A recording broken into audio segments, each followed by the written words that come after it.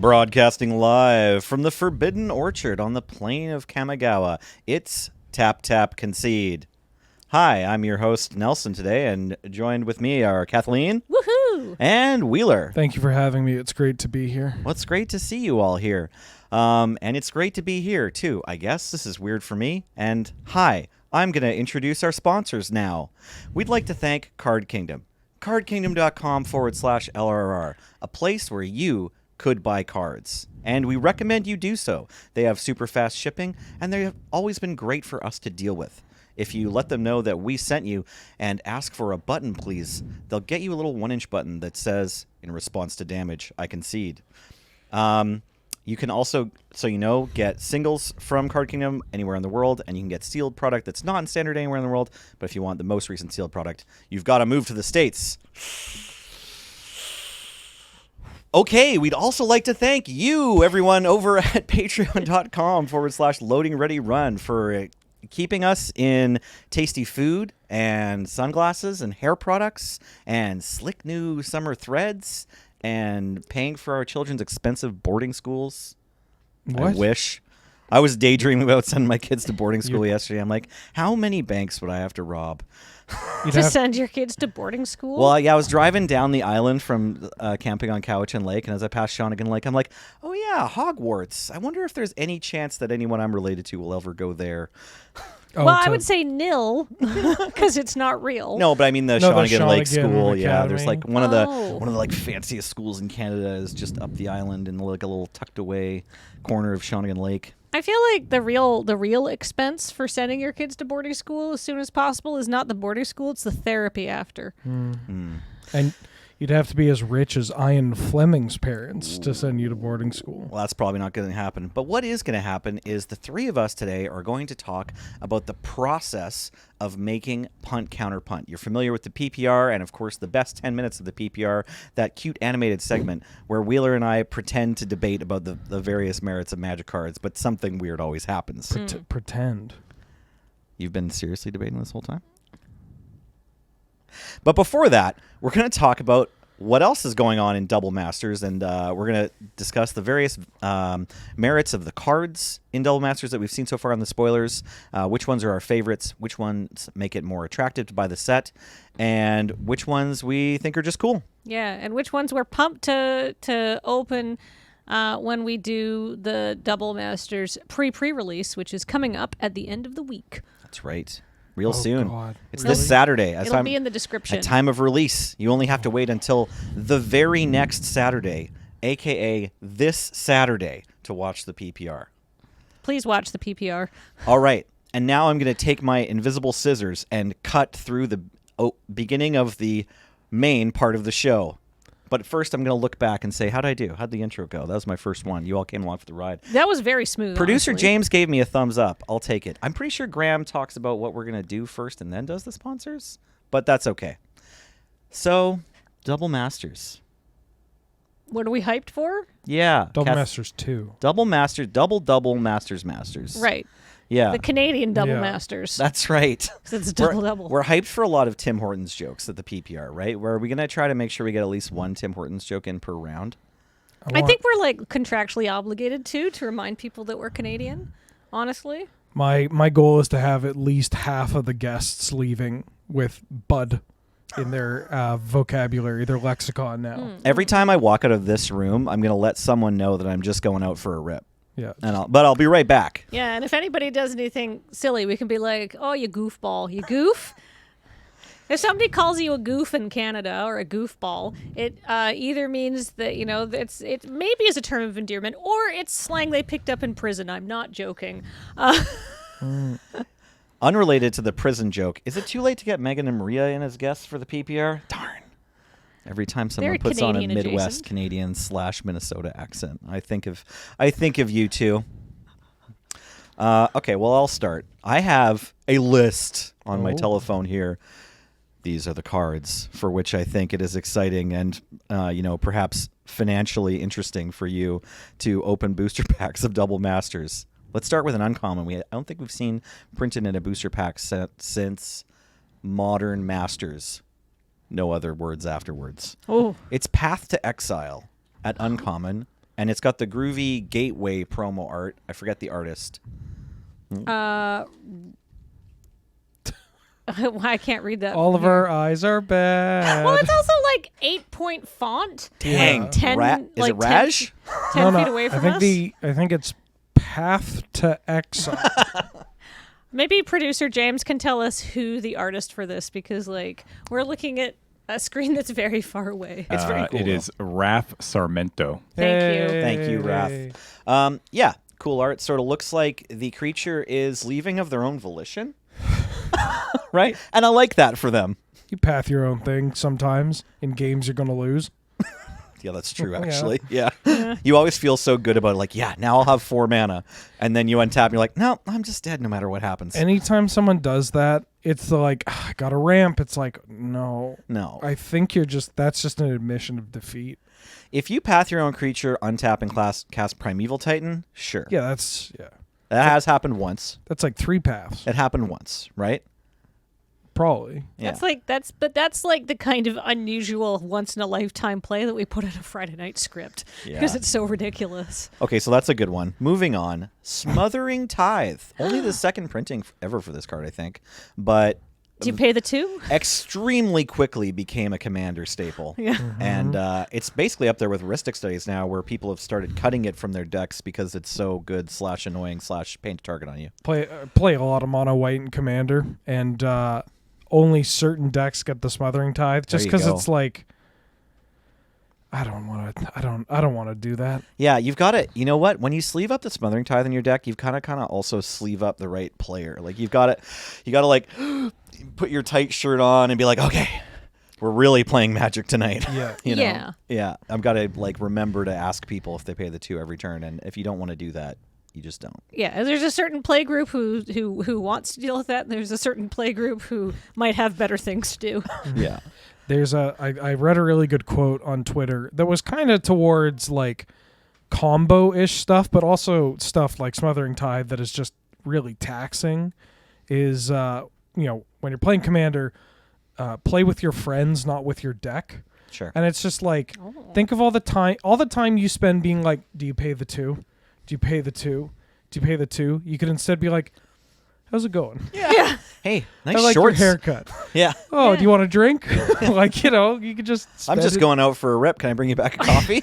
Yeah. I mean, as I've gotten older, it's weird to say as a Magic player and a streamer, but as I've gotten older, I've started to like value my time a lot higher. I hear that. And it's just like, what am I doing here? Hey. All this time I could be texting my mom, I love you, instead of this. And if you value your time and your friends and you want to see more Commander games like that, you should check out Elder Dragon Social Club. Wow. I know. Hell of a Such plug. a shill. Next time Kathleen's invited, we're just going to replace her with a billboard. Can we? And you can spend more time with your loved ones instead. Kathleen has a mental checklist of plugging every single thing, and Well- once all No, of she them have doesn't, been because she hit- forgot to buy her mental checklist paper at store.loadingreadyrun.com. Oh, do you hear that? That's Beige being satisfied, and he doesn't know why. Oh, no. I hate that A sound. gentle sigh that drifted down. Speaking of being satisfied, can we grab the alt art for this card? Ooh. Because Is there a showcase frame? yeah, so Sick. that's what they're called. So like they're Yeah, alt art, showcase whatever, yeah. frames for seemingly like half the set. Okay. And so many of them Wow. are from old school artists. Like Oh, nice. this is Pete Venters, Pete yeah. Venters. Oh. And there's a bunch of RKF stuff. Richard Kane Ferguson. Oh, He did really? a bunch of a couple of the dragons. You did Coiling Oracle? Yeah, You can get an RKF Coiling Oracle now. yeah. It's wild.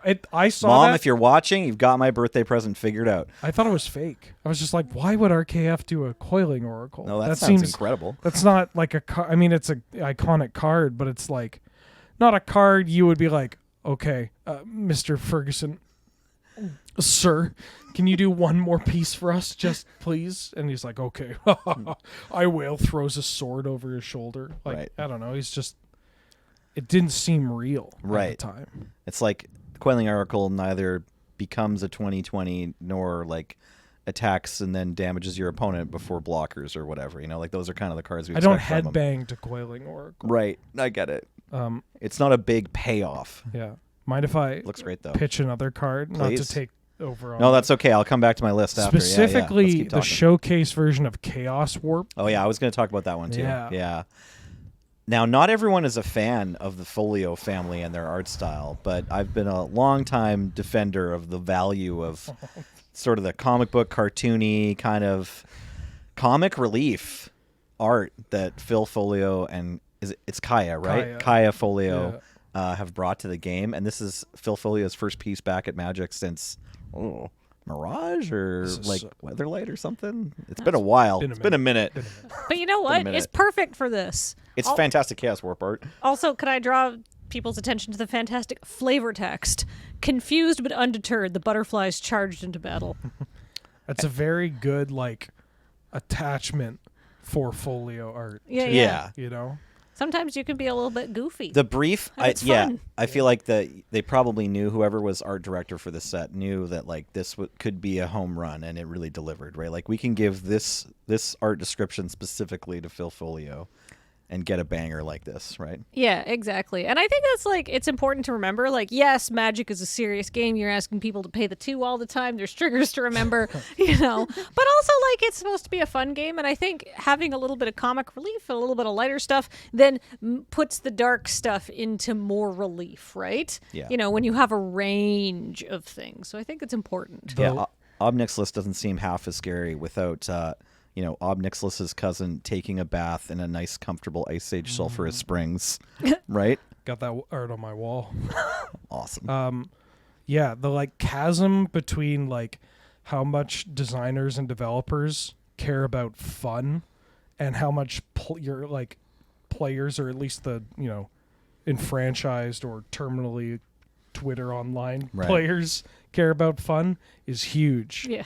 And like it probably should, you know, kind of.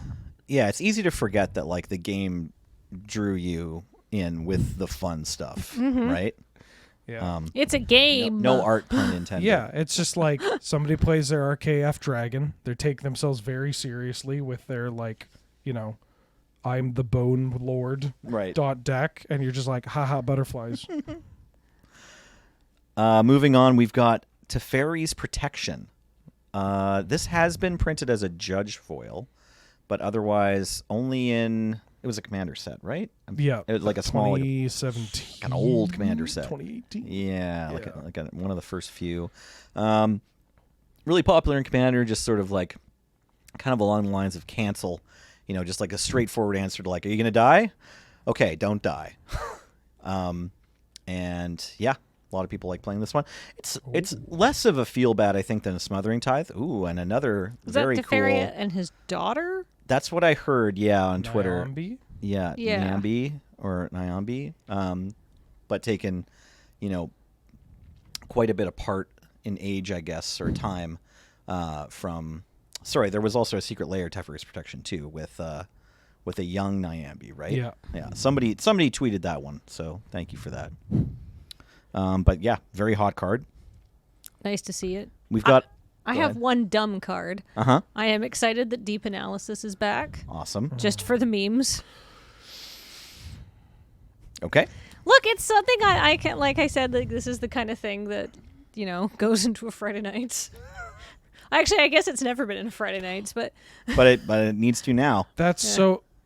They have the flavor text of the OG one, because the original one from Torment had like cephalids working on a Masticore head. Yeah. And the flavor text was, this specimen seems to be broken. Right. And they got rid of this one because, I don't know, I think your average Magic player was like, what's a cephalid and what's a Masticore? yeah, what's going on in this art? So they brought it back. The art is from the Dual Decks Ajani versus Nicol Bolas, but the Dual Decks flavor text had something different. It was like, I don't know, Nicol Bolas saying something evil. Bolusy. Yeah. No fact escapes me. Why do you think you can? I don't know. The specimen appears to be broken is like very good flavor text, honestly. Yeah. It was like a cool in-joke, too, because like the designers know that like broken is a way that players describe a card that they think is really strong and powerful. Which is funny to think that attributed to Masticore. That's well, the first Masticore was really good and had a bunch of tournament play, right? Yeah. Imagine.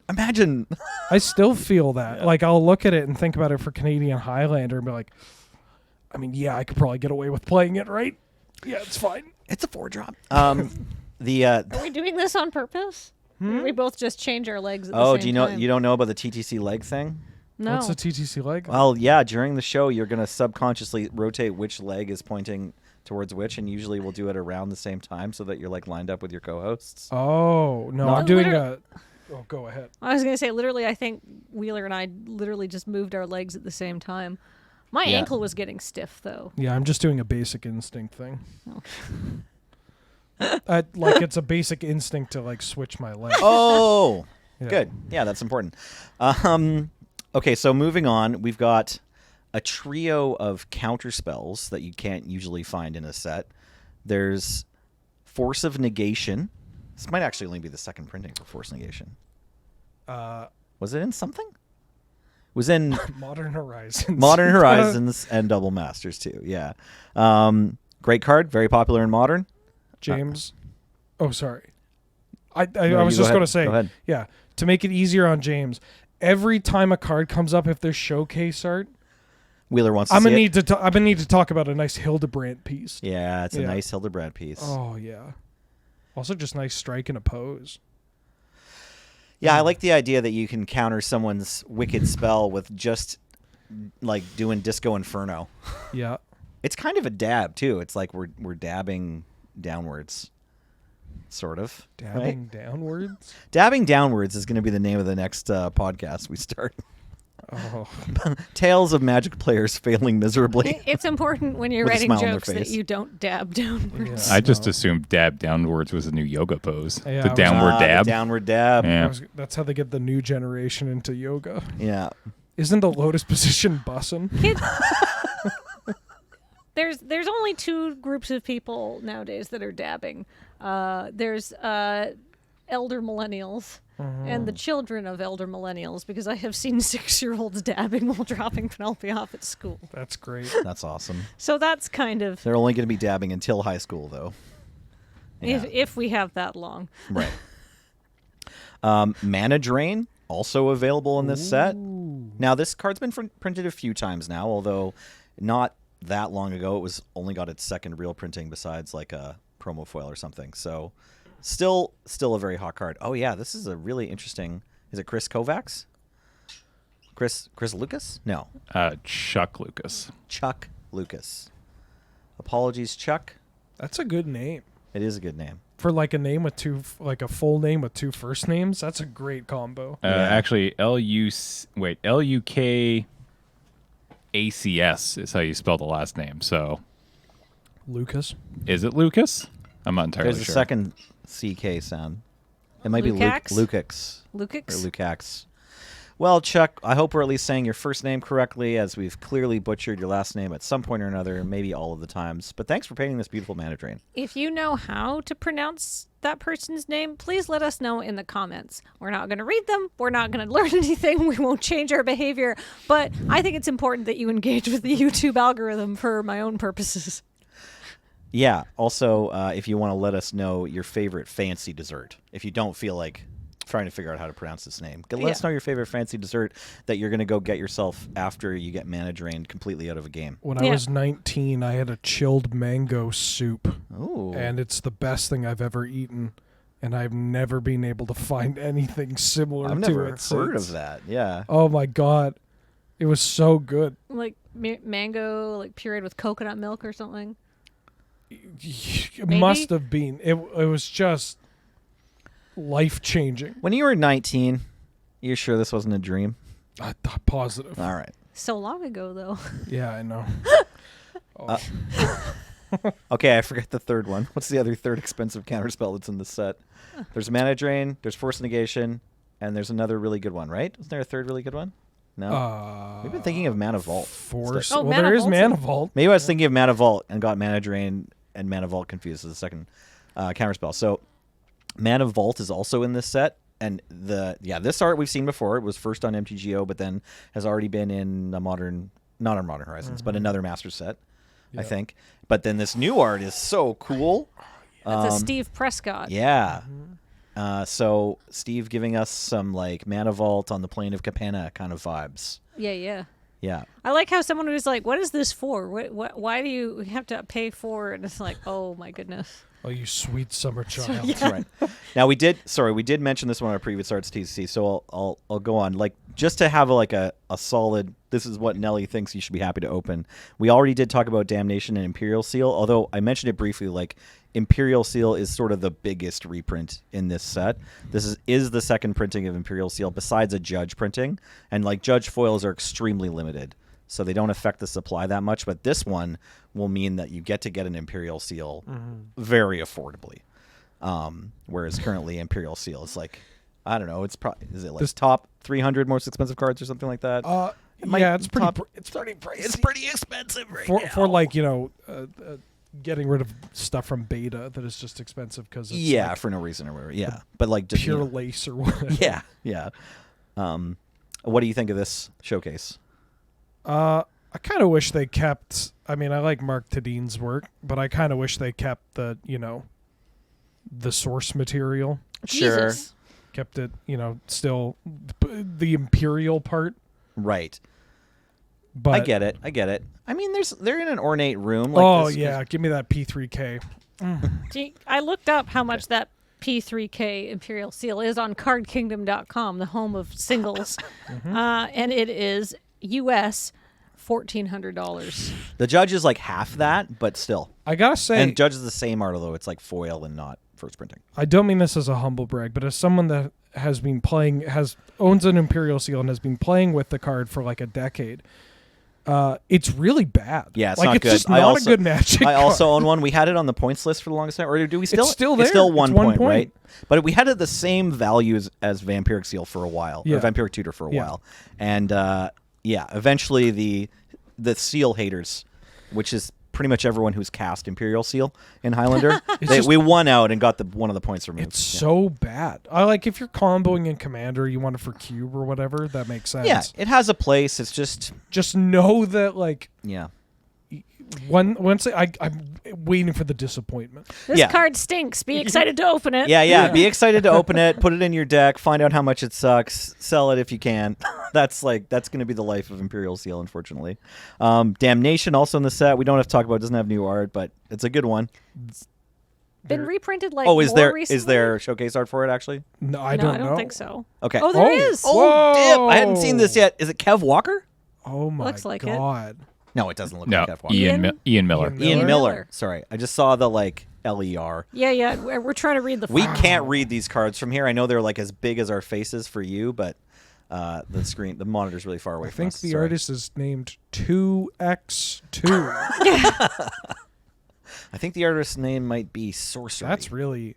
I mean, Yeah. a lot of these cards. This is a cool idea of hell, right? Yeah. Yeah. A lot of these cards are just just keep reprinting them. Yeah, They like will- come on. Yeah. If you have a fancy version, it'll still stay pricey. It's true actually. If you're already holding an Imperial Seal and you don't have one of the expensive ones, it's still going to be pretty expensive just because people want the old ones too. Or Mana Drain. Yeah, same with Mana Drain. You can now Legends get a Mana Drain. Drain for like $35 US or whatever, Which is $30 sweet. US. Yeah. And the OG one is still like 150, 170 or something. Yeah. Like Legends English. Yeah, so I own a Judge foil. I suspect my Judge foil goes down in price a bunch, but it'll still be like a lot of money. You know, I was given it. Like, I'm not complaining. Speaking of a lot of money in P3K, Uh-huh.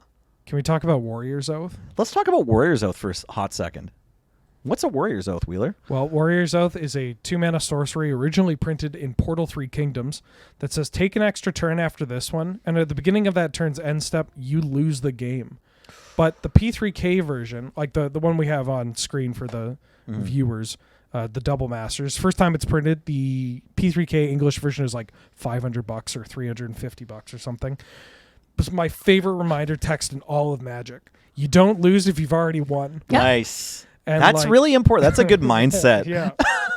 Yeah. Play to win, not play to. That'd be not like lose. a cool tattoo in a foreign language. That trend's gone, I know. You don't but lose if you're already if you've already won. won. Don't lose if you've already won. YDLIYHAT. Yeah, it's like just as good at on one set of knuckles have focus on what you're doing right now, and then the other set have you don't lose if you've already won. Yeah. This is a card that when people play with it, they don't care when it's bad. Like, you know what I Right. mean? Like, it's just the Final Fortune style cards. You take an extra turn, but you lose. They're so cool. Yeah. They're so much fun. And, like, you don't even have to do Sundial of the Infinite thing. You can go out in a Blazing Glory if you really want to. Yeah, Blazing Glory Or is Chance of Glory, I guess. Chance of Glory, exactly. There's Chance of Glory. They make this card at 3 mana now. They put it in standard sets. There was one in Guilds of Ravnica, and there was one in Crimson Vow. Was there one in Crimson Vow too? Alchemist Gambit. Alchemist Gambit. That's right. There was Alchemist Gambit, and no, I'm thinking of the other one from, Nicol Bolas, Egyptian-looking plane. Amonkhet. Thank you. Oh, yeah. Amonkhet. No. Right? There's a 3 mana. Yeah, one. there is. 2 in a red, and I can't remember what. I'm trying to do the artwork. Yeah, I can't remember what the condition is. End? Glorious yes, End. Glorious End. Lock it in. Good answer. Survey says. James, show us Glorious End. Thank you. Yeah. Oh, right. It's an instant. This one has the cool upside that it's actually like a time stop. Yeah. Like you get to like take away your opponent's card they would draw and then have one more turn. Or counter their spell and then have one more turn. Yeah. If they got spell in their turn. Okay, so that card is sweet and cool and good and exciting. Continuing on our run of stuff we already talked about before, Dockside is back, and the monkey is on a boat instead of not on a boat, but it's a new groovy looking goblin for Dockside Extortionists. All the Commander players know about this and are excited about it already. I don't know if we mentioned Allosaurus Rider already, but that card was only in Jumpstart and now is going to be in regular booster packs. I can't remember if it got downshifted to rare. That'd be nice for the elf community. I think it might still be mythic. That might still be mythic. Even just being mythic, but in a regular booster pack is good news. And all like all reprints. Bloom Tender's also in this set. I don't actually know if Bloom Tender was an exciting or a really expensive card, but I know it's certainly been an old card. It's been printed very few times, right? This might only be the second time, or maybe it was in a third Commander printing. set. Was it in another booster pack set? Maybe. I want to say Modern Masters 2017. Okay, but it's got a cool Whoa. showcase art by Scott M. Fisher. I think I can read that correctly. Yep. Fancy. It is fancy new art. I like what they've got going on there, and she looks great in that dress. You think I could pull off a collar like that? I think so. Maybe not in like that fabric. I think you'd need something a little like stiffer. Yeah. So maybe that's not like summer wear. Maybe that's more of a fall collar. Starch up. Yeah. You know the '80s Dune and like the Spacers Guild have those like weird collars that go like all the way up to their ears or whatever. Yeah. I'd wear one of those outfits for Halloween. Concordant Crossroads was just in the secret layer, but it's also in this set. So good news. If you missed that secret layer, you can get it at Mythic in this booster pack set. Oh, that's nice. So there's somebody at WotC that's just pushing these out. Also, I wanted to say there must be somebody at WotC who's like a big fan of Warriors Oath, just because they keep making more of them now.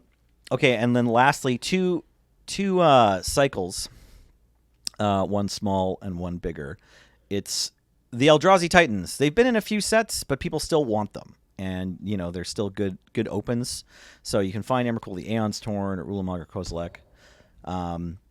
I don't know that they got any new art. I think they. No, Yeah, look. they have showcase art. Do they have showcase art? Yeah. Emrakul looks like a giant mushroom. Oh, right. I mean, Emrakul is a Emrakul- Kev Walker. No, I remember now from looking at it. Yeah, there's there's a Kev Walker Emrakul. Looks super sweet. Ah. Check that out. It somehow conveys the motion a little bit better, right? Like the new Emrakul art looks like she's popping out and coming out. Oh yeah, that Ulamog art is terrifying. Ooh. And lastly, some cards from the first Commander set. It's Animar, Teriel, Kalia, a bunch of really hot commanders. Fire Song and Sunspeaker or whatever their names are. That actually was a promo from another set, but that's in a booster pack set for the first time, I think. That Fire Song and Sunspeaker was it the promo card you get for buying a box of Dominaria? Yeah, buy a box promo. I've never played with this card. Maybe it's good. I bet it'd be totally fine in draft. Yeah. They're cool as a commander. Okay. That's pretty much all the rares and mythics I wanted to talk about, Wheeler. Are there any other rarities that you wanted to make mention of? I mean, I got some Pauper stuff. We mostly covered the cool. I just like the art. I'm here for the art. I guess the Summer Yeah. Bloom. That's the. Okay, I let's talk mean, about Summer Bloom. that's the only real one. I'll pass the floor to Kathleen after I gush about Summer Bloom. Get it? Really good with gush. I like That's it. nice new art, though. Slam it's beautiful. dunk. Just a slam dunk. Also very weird. Like they printed. I mean, they have bounce lands in this set. Yeah. So you could just like amulet. Well, you can't amulet Titan because there's no amulet or Titan. There's no Amulet or Titan. but there's bounce lands. but you have Summer Bloom plus 1 bounce land equals Dark Ritual, right? Or a little better, right? Like say you untap on turn 2, you play your second land. It's a basic. You tapped your 2 basics in Summer Bloom, and now you can play 3 more lands. But So you play your bounce land, bounce your other land, and then you play play it your second again. bounce land and bounce your land, Yeah. and then you play your. If you have 2 bounce lands in hand, you can get your first basic back on the table with your 2. It's not With Dark your Ritual. 2. Sorry, it's more like Worn Power Stone. They What? were- I was going to say, watch this line of play coming to some sort of scripted MTG product from our offices. yeah. Because, like, once again, I feel like that's... You have Summer Bloom and 2 bounce lands in hand on turn 2. Yeah, it really isn't the same without Amulet. That's kind of a good bit. It's just like person who is like other people think they're going infinite, but they're just spinning their wheels. Yeah, yeah. Yeah, They're just like after like 5 minutes, like, am I just dead? I'm like, I'll get there. I'm going out for a rip while you deal with this. in my head when I was like Dark Ritual, I was thinking about having Amulet in play. So that's probably a good bit too, where you're just like, okay, this works, right? I got lands and a bounce land in hand and Summer Bloom. I can like go off and cast a Titan, right? And then you try to, and your opponent's like, wait, what's happening? And then they call a judge, and you explain to the judge, and the judge is like, you don't have an Amulet of Vigor in play or in your deck. Yeah. Judge, in my defense, Or I in this thought I format. did. Yeah. Yeah, exactly. Okay.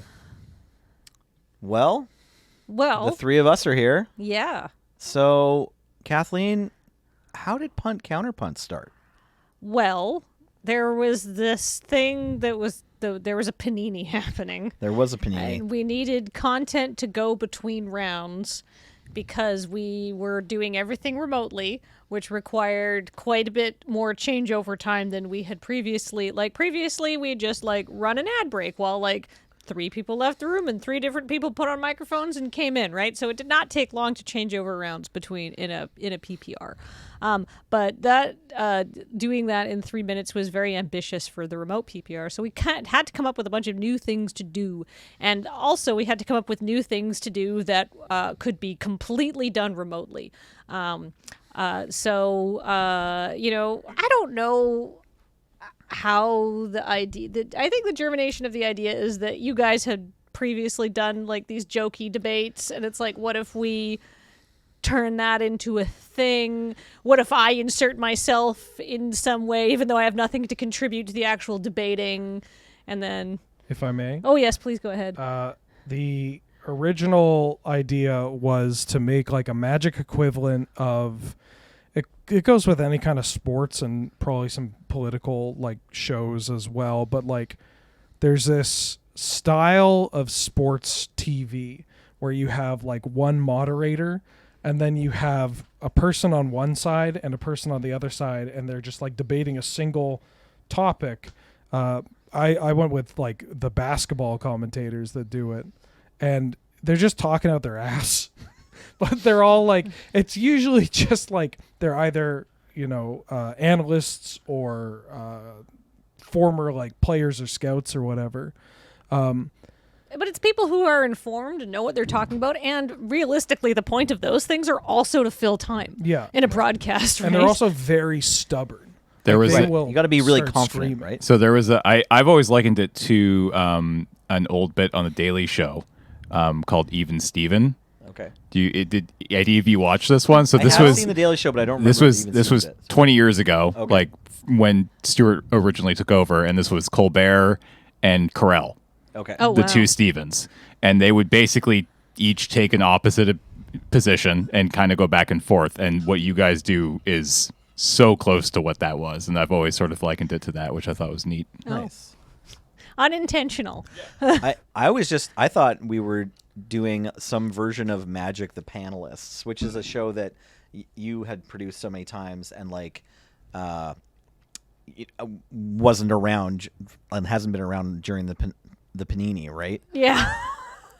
During the Panda Express, we haven't had as much panelists, Yeah. but this was something we could do where it was, with just two of us, and with the editing, we kind of managed to put together something that feels a bit like a panel show. Yeah, and it's sort of my favorite approach to creating content for us, which is what I call scrimprovised.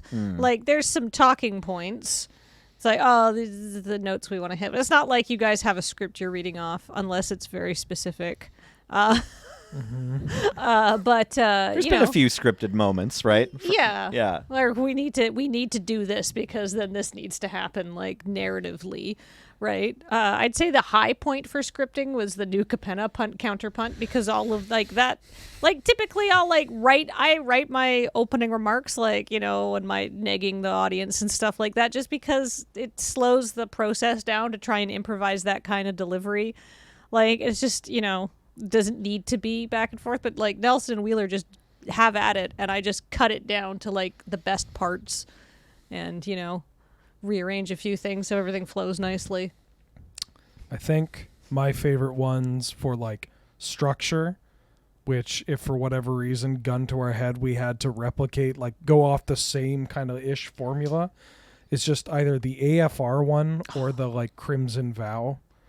Oh, we got married at the end? We got married at the end. They both start out relatively normal with something surrounding them, and then it's just either incompetence or insanity. Yeah, exactly. But a gas leak. I really liked the AFR I will one. go. Yeah, I will go back and listen to the AFR one, and it's just you can hear in our voices how much we are laughing at the thing or enjoying ourselves in the stupid bits. Oh. So if you haven't seen it, in the AFR punt counterpunt, we start off debating cards, but then quickly the debate turns into us going on a dungeon crawl, we're playing a game of D&D at the time, and so anytime we sort of break the form, that's how we have fun with it. But that breaking of the form is scripted. We come up with the idea for that, and then we hash out how we're going to do it. But then we go into the recording and we take a bunch of tilts at improvising our bits, and then Kathleen kind of has an hour long. That's not always an hour, No, but it's at least a half an minutes or hour. something. Yeah, somewhere in there of this big long track of everyone doing their improvs, and then she has to kind of get in there with her scalpel and turn it into what you hear. It's basically kind of what we do for the panelists, except the panelists, because it's done multi-camera and stuff like that. You have you can cut back and forth and sort of rearrange things and sort of play with the reality of the bit a little bit and make people sound very erudite and cut out flubs and everything. And when you do it audio only, it's you get so much control over it. I will frequently stitch together because sometimes it's the beginning of that was great, but then you sort of had a stumble in the middle where you sort of misspoke a word. So take that again. But if the beginning of the first take was really strong, I'll Frankenstein them together, and sometimes you can Frankenstein them together in a word, while the word is going. Frankenword. So it's completely seamless and stuff like that. We can't do that in real life, unfortunately. If I could make one improvement to punt counterpunt, I'd love it if we could actually have it just be an animated cartoon. Maybe a Flash animated flappy lips kind of Homestar Runner thing. But that's a little bit beyond our technical expertise currently. Maybe that's Featherweight's one wish for punt counterpunt too, just so it could be a full-time job for him instead of an occasional gig. I mean, the problem is that we have a fairly short turnaround time for producing these That's true, things too, because it's not like we get the set information a lot earlier than you guys do, right? We get it a little bit early because we need to start putting together the PPR, but it's not like we know weeks or months in advance, which is typically that months is more of the animation timeline, right? So it's a little bit hard, but I don't know. My favorite, I think the AFR one is my favorite one. I never want to do one as complicated as the new Capenna one again because that was how many writing meetings was that? The new Capenna one really came together, but yeah, we had, I think we had 3 meetings that we thought were going to be our final meeting. Like we met and we're like, okay, let's do it. We just got to hash this one more bit out and then we're going to record, right? Yeah. And then 45 minutes later was like, okay, hey, what's your Saturday like? You know? Well, it's because it's like we don't typically go in being like, all right, here's what we're going to do this time. It's like, when we did the AFR one, it's like, I don't know, okay, here's the cards. How do we want to do it? And it's like sort of as a group come to the idea of, why don't we turn this into a D&D adventure? That sounds like a great idea. Oh, you guys could go down into the cellar. You could like find this and like, the cards are there and stuff like that. We sort of like all agree on it.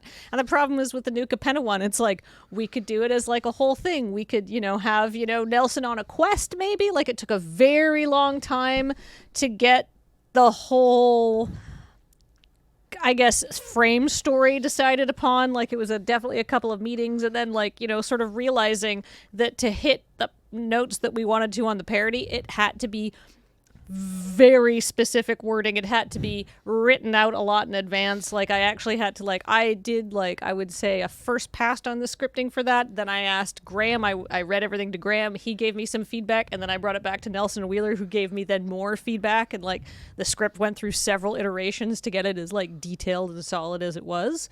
Right, and then I did that for a scripting pass based on brainstorming sessions we had for we'll do this, we'll go here, these are the kind of references we're gonna make, and then. It was very detailed. It was like writing, I said at the time, this is taking as long as it would take to write a full episode of Friday Nights.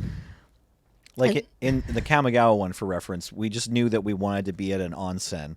Yeah. And then we were going to debate cards, but also just make jokes about how relaxed we are. Oh. And that one, just so many takes of this card's way better than that. Yeah. I really wanted to do just a big oh yeah, stretch out as hard as we can sort of thing. And the problem is with no visual or visual of what you're doing in that. Some of those relaxed moans kind of sound like other kinds of moans. Yeah, absolutely. It wasn't that kind of onsen. Yeah. I usually judge I have a good idea of how well a punt counterpunt is going to go. I mean, the reception has been overwhelmingly positive. Constantly people say it's their favorite part of the PPR and whatnot. Not to brag. But I get a good feel oh, people are going to love it, is if my husband tells me to shut the door while we're recording. Which, annoying spoilers. I'm sure he did that for the one you get to see this weekend. Or just the first look he gives me as I get out of the office is just it's oh yeah, people are going to like that. Really, this is going to mean something to these people. If he's thinking back the years, was this the right call? And just looks you up and down and shakes his head, then it's yeah, it's just thankfully we're coming. Getting the high fives in chat this time. Right? Yeah, thankfully we're coming up on a decade, so it's there's that sunk cost fallacy doing a lot of heavy lifting. It's okay. You got 360 other days of the year that you're not recording that show that you can make it up, I guess. Yeah. Our marriage vow specified yowling. So well, I don't yeah. I was going to say, if you would like to yowl with delight at the cards that you've just purchased arriving sooner than you expected, and you want to open them up and get to play with them, I recommend shopping for cards at cardkingdom.com/LRR. That affiliate code lets them know we sent you, and you can ask for a little 1-inch button that says, in response to damage I concede, and they'll get that to you. And their shipping has been known to be so quick that you will make noises that make your husband scowl and murmur. We'd also like to thank everyone over at patreon.com/loadingrarerun for helping us with everything we do, keeping us in fine silk threads, frankincense, and the finest spices, keeping our shelves stocked with different kinds of coffee mugs that we can drink from on all our shows. Myrrh. A lot of myrrh. Yeah. We don't quite. We're crazy for myrrh here. I don't know if we have a Run. gold tier on the Patreon yet, We have but zero. maybe. It's just please give us money, Right. and we will make content. We have the laziest Patreon in the world, and I'm amazed that it works. But you know what? Thanks Yeah. for supporting us. I appreciate I'm it. of the mind that laziness doesn't exist, and this is just flexibility to the donor. So Yeah. thank you very much for all that you do. I'd also like to thank Heather for editing these and getting these up, and James for running tech. Of course, Wheeler and Kathleen for being here. I'm Nelson, and we'll see you next time.